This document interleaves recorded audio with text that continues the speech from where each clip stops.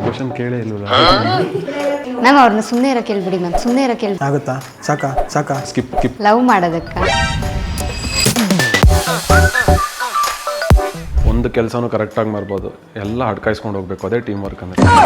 ಒಬ್ರನ್ನೇ ಮಕ್ಕರ್ ಮಾಡೋದಾಗಿರ್ಬೋದು. ಎಲ್ಲರೂ ಸೇರಿ ಟ್ರಿಪ್ ಹೋಗ್ತಾರೆ, ಅದಕ್ಕೆ ನಾವೆಲ್ಲ ಫ್ರೆಂಡ್ಸ್ ಆಗಿ ಜಾಲಿ ಆಗಿರೋದಕ್ಕೆ. ಅವ್ರಿಗೆ ತಲೆ ಕೆಟ್ಟಿದೆ, ಅದಕ್ಕೆ ಮಾಡ್ತಾರೆ. ಗೇಮ್ ಆಡೋದಕ್ಕೆ. ನಾವು ಡ್ಯಾನ್ಸ್ ಮಾಡೋದಕ್ಕೆ.